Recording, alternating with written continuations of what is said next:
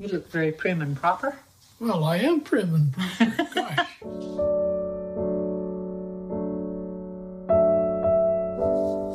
Well, it says to Miss H. Mallory. It says Miss H. Mallory on it, and the address. From Lieutenant John Hawkinson. My dad ended up putting something in it and sending it to my mom, who he was courting when he was overseas during World War II. Japanese writing then. Japanese. Yeah. So he was certainly in Japan.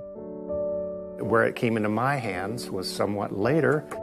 And apparently David kind of coveted this box. Nobody was paying attention, so I just made the box my box.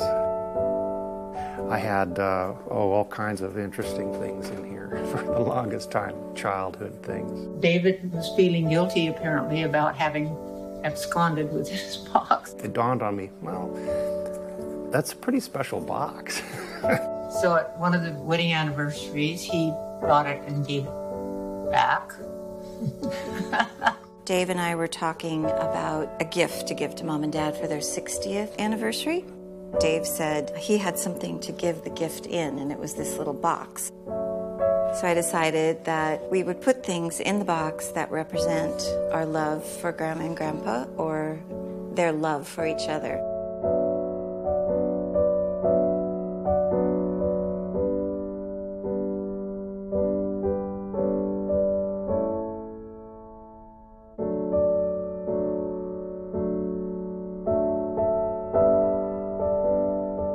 I'm putting in a rock, and it's shaped like a heart. Well, because the heart is pretty much love.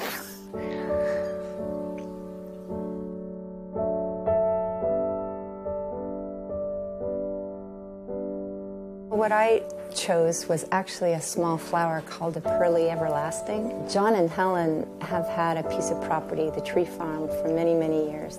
To me, a pearly everlasting, which starts growing in the spring and grows really through the fall and then can last forever, pretty much represents that land and the longevity that they have and the love for each other.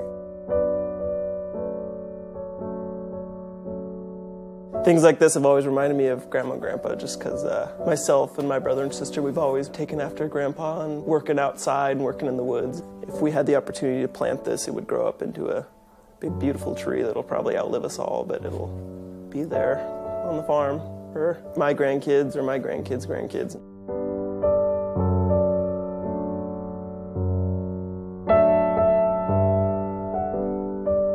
As soon as I thought of something to put in, I thought of a violin bridge, as did everyone else in my immediate family. I love my parents in part for inspiring something that turned out to be very important to my family's culture, and that is music.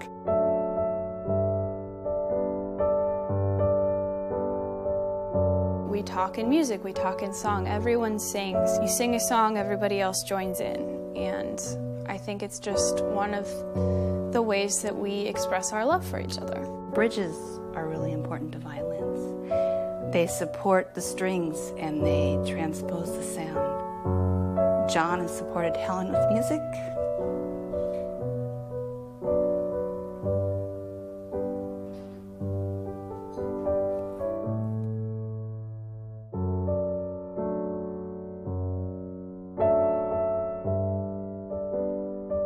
Through their love for each other, John came into my life. To see them dancing together, to see them singing together, and to see the love they still have for each other is purely amazing, and I sure hope I can share in that type of love.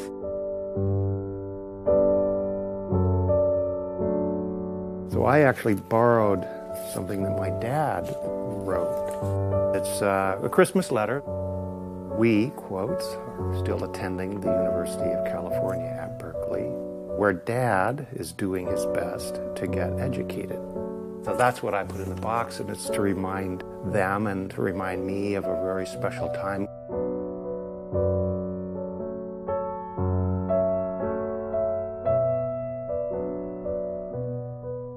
Everyone agreed it was the sweetest thing. She called out his name as 3 strangers wheeled her bed back into room 2045 after surgery. The moment passed, the strangers disappeared, each one to their own duties and thoughts, while my parents remained hand in hand, as they have been, sweethearts, for 60 years.